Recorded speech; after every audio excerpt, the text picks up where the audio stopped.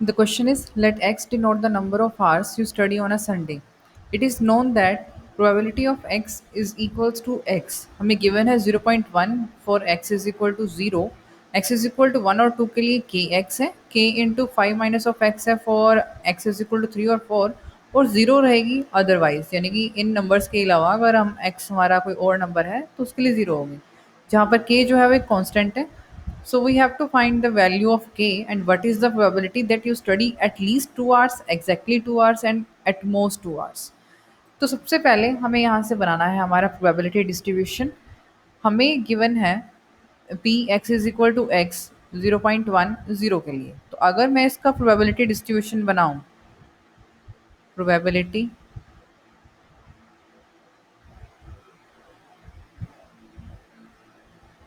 distribution हमारे पास बनेगा ये x की वैल्यू और यहाँ पर हमारे पास है इसकी probability. अगर x 0 है तो प्रोबेबिलिटी हमारी 0.1 है. x इज इक्वल टू 1 के लिए हमारे पास प्रोबेबिलिटी देखो, अब x को 1 पुट करना है तो यहाँ जो के एक्स गिवन है हमें ये के एक्स गिवन है तो इसमें भी आपको x को 1 पुट करना है तो k आ जाएगा.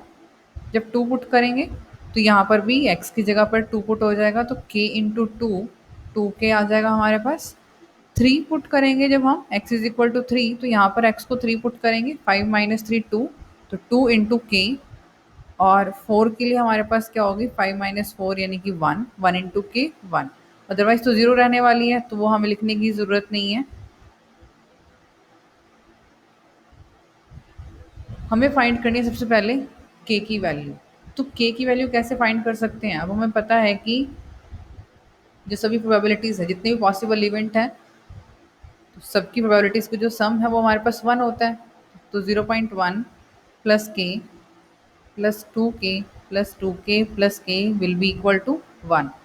तो ये हमारे पास हो गई 6k is equal to 1 minus 0.1 that is 0.9. So k will be equal to 0.9 upon 6. Decimal हटाने के बाद हमारे पास ये आ जाएगा 9 अपॉन 60. सॉल्व करने पर इसे डिवाइड कर लेंगे हम, डिवाइड करने पर ही हमारे पास 0.15 आ जाएगा. ठीक है, तो k की वैल्यू तो हमारे पास आ गई है. नेक्स्ट उसने क्या पूछा है आपको, what is the probability that you study at least 2 hours. At least 2 hours का मतलब क्या हुआ कि आप 2 आवर्स या 2 आवर्स से ज़्यादा आप स्टडी कर रहे हो. तो इसके लिए हमारे पास कौन से इवेंट की प्रोबेबिलिटीज़ हमें फाइंड करनी होगी. x greater than equal to 2, कि 2 आवर्स या 2 से ज़्यादा आवर्स के लिए हम पढ़ रहे हैं. तो हमारे पास कौन कौन से इवेंट आएंगे इसमें. एक तो x इज इक्वल टू 2 का आएगा, देन 3 एंड 4, 4 तक ही है ना हमारे पास. तो इन सबकी प्रोबेबिलिटी देखो क्या क्या है. 2 पर है 2k, 3 पे है हमारे पास 2k और 4 पे है k, तो टोटल हो गया हमारे पास 5k. तो k की वैल्यू पुट कर देते हैं तो 5 इंटू 0.15 p हो जाएगा 0.75, राइट. फिर इसने पूछा है एग्जैक्टली 2 आवर्स के लिए. So probability of exactly 2 hours. तो एग्जैक्टली 2 आवर्स का मतलब क्या हुआ, probability of x is equal to 2. Is equal to 2 के लिए तो है 2k, means 2 into 0.15 that will be equal to 0.30 या 0.3. लास्ट उसने पूछी है एट मोस्ट 2 आवर्स, ज़्यादा से ज़्यादा 2 आवर्स के लिए आप स्टडी कर रहे हो. 2 आवर्स से ज़्यादा नहीं ले सकते हम.